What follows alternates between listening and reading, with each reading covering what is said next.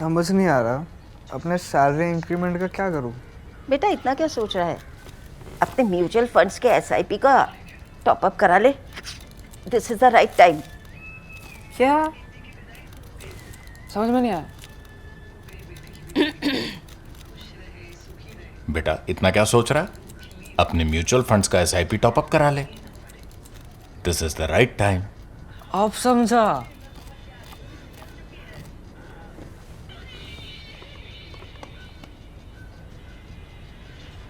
Mutual fund investments are subject to market risks. Read all scheme related documents carefully.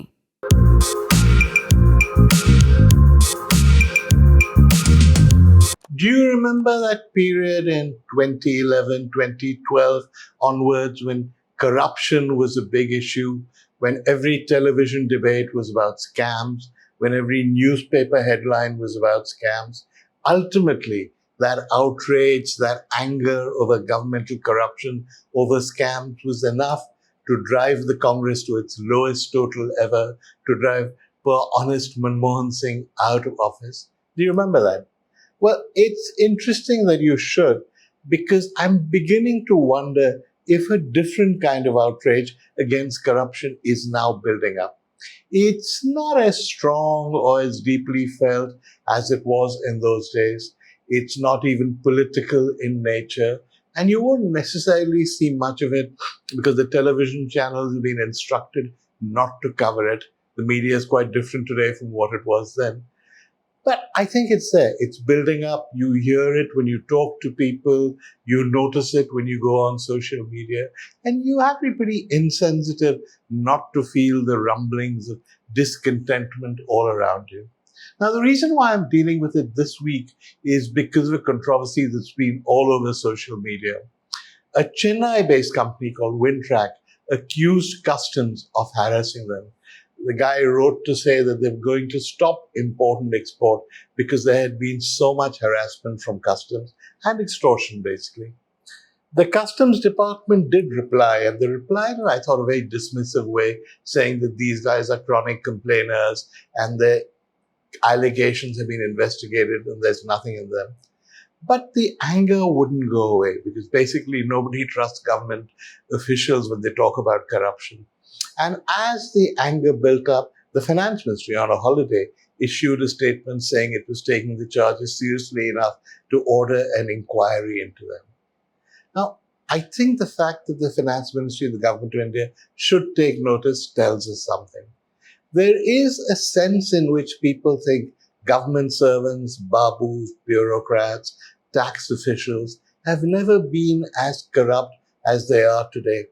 Just read the newspapers. Every week or so, you'll come across some story of some official being arrested with crores in cash, hoards of gold, illegal properties amassed all over the country.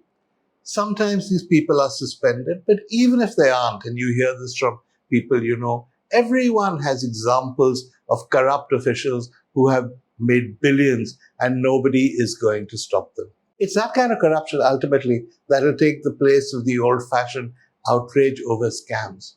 As far as the ordinary Indian, or let's say the middle-class Indian feels, every time you deal with a government official, every time you deal with a branch of the government, you never have an honest dealing.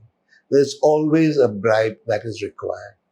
You want to deal with tax officials, GST officials, they will ask for money. You want your files to move smoothly, you will be charged money. You are accused of some minor infraction, probably one that's not even one you had noticed. You'll have to pay money, otherwise they'll hold up your files for a long time. You want to buy property, you need to get permission, you will have to pay a bribe.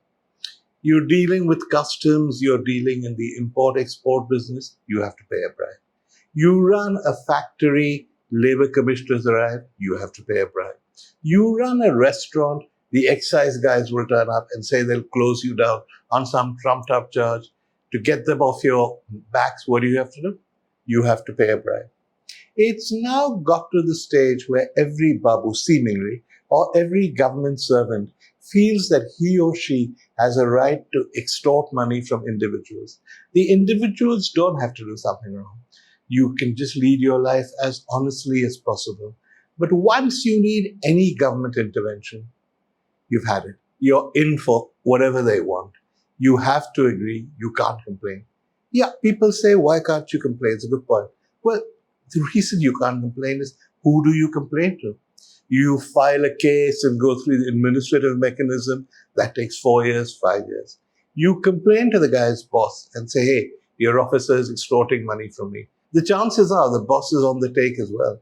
And even if he isn't on the take in that particular deal, everybody knows that everybody makes money. So nobody in government will want to attack somebody else or even act against somebody else because, hey, they're all as guilty. So it becomes a little club where they protect each other. I'm not saying there aren't honest officers. There are. I know many of them. But very rarely do they succeed. They have difficulty in going up the ladder. And there are places, say government land records or whatever, traffic police challans, where there is no ladder to go up. Those guys will die doing that job, but at least they'll die millionaires. Why are we so angry? I know the political side of it. Every time you talk to a politician and you say people are upset about corruption, he laughs in your face. He will say, look, every time you conduct a survey, corruption is number one on the list. But it doesn't matter to us because people don't vote on the basis of corruption. They may say to pollsters that they care about corruption, but when they vote, it's because of emotion, ethnicity, communalism, religion, charisma of the leader, whatever. So forget about corruption. It's always been a part of life in India. And to an extent, they're right.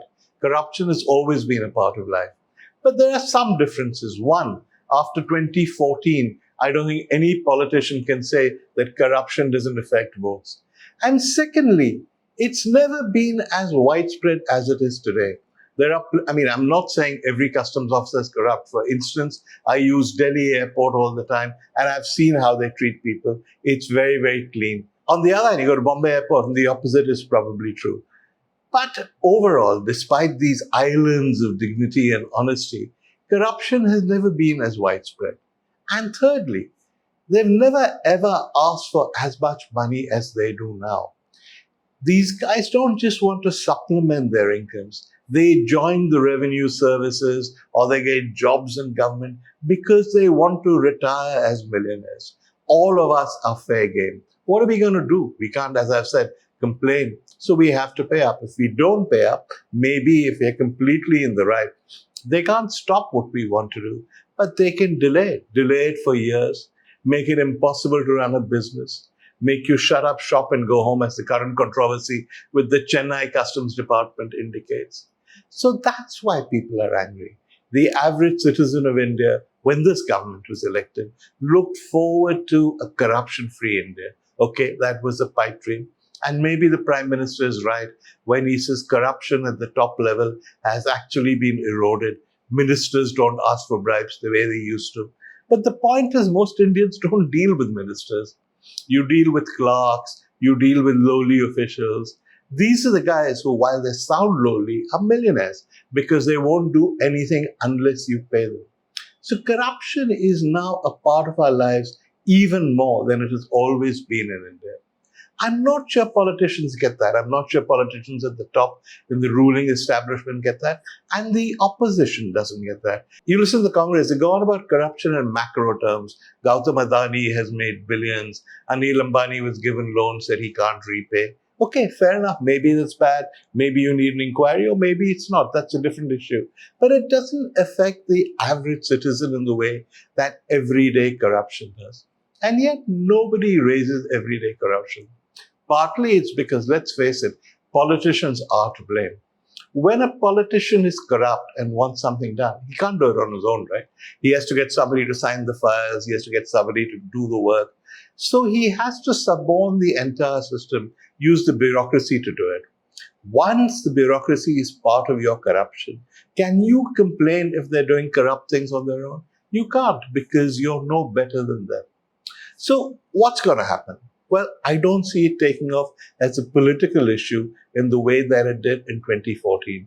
In 2014, there were very special circumstances. There was a publicity-loving CAG who invented ridiculous categories like notional loss. There was an active media that went for the government, unlike today's puppy dog, lapdog media, which will only support the government. So there's nobody to write about it. In 2014, the scams were, let's face it, pretty immense in magnitude. It may be that too much was made of them, but yes, there was corruption, and there was corruption at the top that was staring you in the face. And in 2014, there was Manmohan Singh, was paralyzed by fear, didn't do anything. The government stopped functioning, and short of putting out a little sign on the door saying, "Welcome, Narendra Bhai," Manmohan Singh did everything possible to ensure that the BJP could turn corruption into an issue, while being, ironically, in many ways, the most honest Prime Minister India's ever had himself. That's not going to happen now. I mean, the media are not going to do it. And Mr. Modi, let's face it, is very shrewd, very sharp, much sharper than Manmohan Singh. He won't let any issue get out of control. So you won't hear that much about corruption in the media. You won't hear politicians talking about the corruption you and I have to face every day. But will we forget about it? I have a sense no. So many people are seething. They're seething silently. In their hearts, there's anger. There's the sense that this isn't what we voted for. This isn't what India is about. Why is everybody out to scam us? Why is everybody out to make money from us? And ultimately, if you don't offer them any opportunity for redressal, if you don't pay attention to their complaints, they have only one way to punish you. And that way is voting at elections. So watch out. It may not be as simple as politicians think.